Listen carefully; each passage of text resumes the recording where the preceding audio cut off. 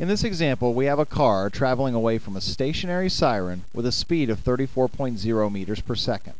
In the drawing, I'm using concentric circles to represent the sound waves emitted by the stationary siren.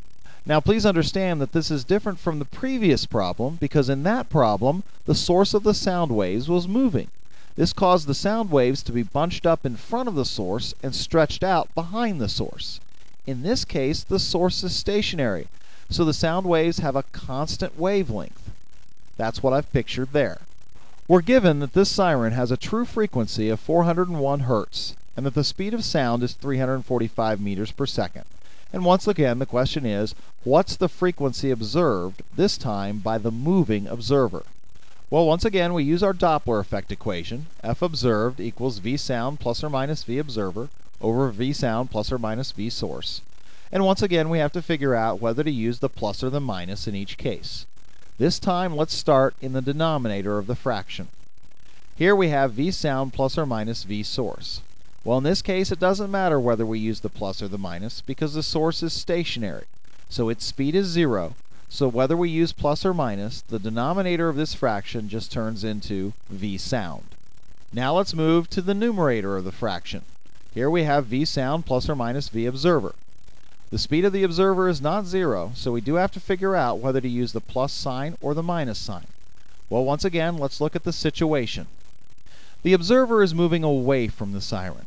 As the siren emits its sound waves then, it will take those waves longer to hit the observer than if the observer were stationary. After all, the observer is running away from the sound waves, so it takes a while for the sound waves to catch up to the observer. So the observer will be encountering these sound waves more slowly than he would be if he were standing still.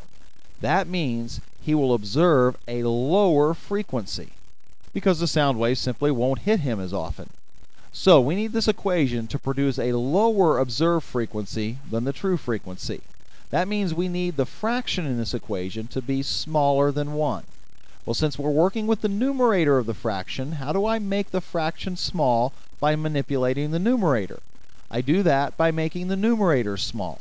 The smaller the numerator, the smaller the fraction.